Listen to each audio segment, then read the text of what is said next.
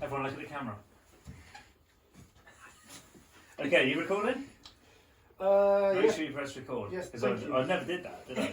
Never did that bit where you forget to press record. Ready? Have been recording for some time now. Okay, I need to see like a red light saying... On air. Yeah, on air. Yeah. Okay, here we are. Welcome. Season 2, Episode 1 of the Really Bad Mental Health Podcast. I'm laughing because I can see Harves and I can see Lise and producer David. Welcome, guys. How's it going? Alright, not bad. It's exciting, isn't it? It's really cool, isn't it? It's really exciting, and like being in the same room and with proper equipment and a proper producer and good coffee. We need producer David to say hello. Hello. There he is. That's Yay. producer David. So there's 4 of us now, which is super cool. We're actual professionals. Yeah, we are.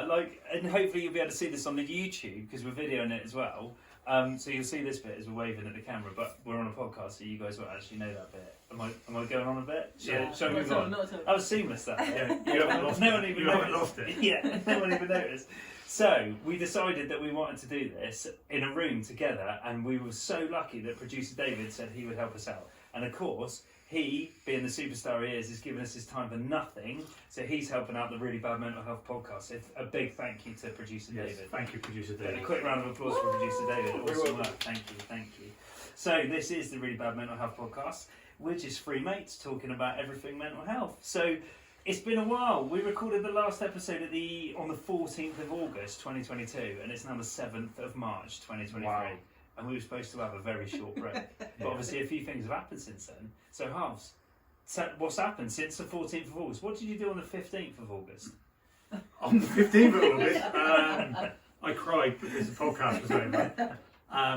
I can't tell you exactly what I did on the 15th of August, but I can tell you that in the months between then and now, we've bought a house, which was a huge weight off our shoulders. That's It was a fantastic. challenge, Really cool. and there were lots of deadlines to work towards. So that was amazing. I still haven't drank any alcohol. Wow. How many days is it then? It's 270 something. Wow, that's fantastic. Yeah, so it'll be a year at the end of May, which is unbelievable. That is Pinch unbelievable. myself kind of stuff. And how was Christmas? Because that's been and gone. Yeah, Christmas was good. Can you ask that anymore? I don't know. Did Did you you have have a a good Christmas? Christmas? It was probably my first sober Christmas in 20 years, Yeah. I reckon. And I thought it was going to be more of a challenge than it was actually, but it wasn't. It was good. Cards on the table. Everybody knew I wasn't drinking, and I didn't want to be drinking. So Did you play cards? No, I don't think we did. Do you know what? I'm really struggling to remember Christmas. Yeah, I don't know why I'm even asking. Please, how was your Christmas? I love a game of cards. We did play cards at Did Christmas. you? Yeah. Oh, fantastic. My Christmas, it was lovely. Very family orientated. I went to my sister's again. We had the kids. Very nice. And what have you done since the 14th of August? Not a lot, but I have been to Amsterdam. Not for the whole time. Just for 4 days. Yeah. But that's been the highlight of my... That would be exhausting, wouldn't it? It would be.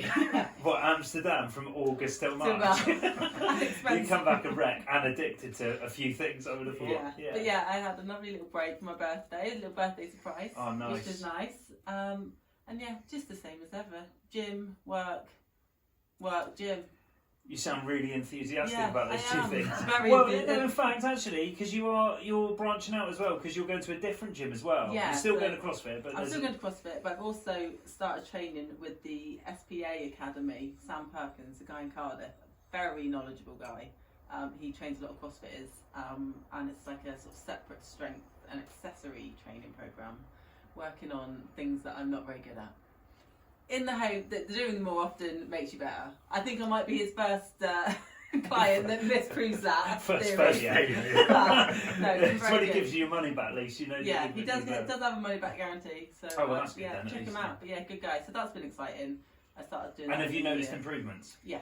Good. I have actually, and a couple of the goals I set I've already achieved. Oh, And okay. I've got about 6 weeks left, 5 Oh, 6 weeks left. Excellent. So, yeah.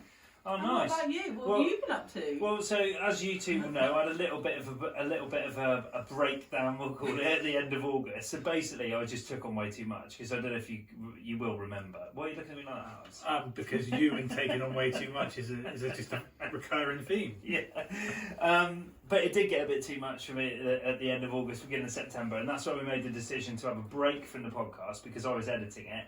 and it was taking way too much time. And we said we're not going to do the podcast again until we had a producer. And Exactly. our very, very awesome producer who sat over there thinking, oh yeah, I'm all super cool. Look at his face. Oh, look at him. Oh, such a cool guy. It's really good for him to be here. And I think as well, producer David, we need to interview him at some point so that he's not just a voice in the background. He's definitely looking at me weird now. But so there was that going on, and I reached out for some help and went for a bit of counselling, and I feel a hell of a lot better now. And I'm also doing a few things as well to make my mental health better. So we've talked about it half. I do this intermittent fasting thing, which is a bit nuts, but I don't eat before 10 a.m. and I don't eat after 8 p.m. And that really does help my mental health, which is weird, because it really does, doesn't it? No, it's amazing. I mean, I do it probably 4 or 5 days a week. I cannot do it every day of the week. Weekends are very difficult. Yeah, there are times when you have to just chuck it out the window and say it doesn't matter. Like if you're going out for dinner, you can't eat before 8 o'clock. No, but for me, it removed that that groggy feeling in the morning. Absolutely. That's, weirdly, not eating, not having an energy source before you go to bed gives me more energy in the morning. I know, it's weird, isn't it? Counterintuitive, but it's in my simple mind. But absolutely, I would recommend. And it's not like this fasting where you have to fast a couple of days a week or a certain whole day, because that just seems unachievable to me.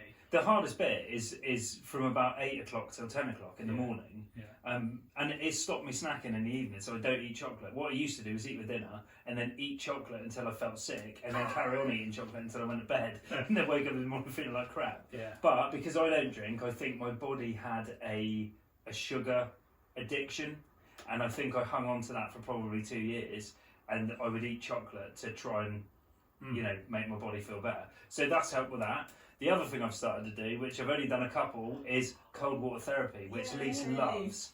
So I've got a cold tub that I kind of found. Yeah, I mean, let's discuss this cold tub a little bit, because it's actually a bin. It's a wheelie bin. Job. It's a wheelie bin. And it probably takes less water than mine does. Yeah, but I can't quite fit in it because it is a wheelie bin. Well, when things don't quite fit in my bin, I just keep slamming the top down until they do. That's what Obviously. Yeah, get in. But so I started doing that. I don't know whether I've only done it a couple of times. I don't know whether that's good for my mental health or not, but it certainly is freaking It's supposed cold. to help your body and your stress response. So it puts you under organised stress, controlled stress. So it puts you under controlled stress, and then when you come into contact with stressful situations in your everyday life, your body should be able to react. Yeah. Is that Wim Hof related? Yes, it is. Yeah. There's producer David. Did you hear him? It is Wim Hof related. So yeah.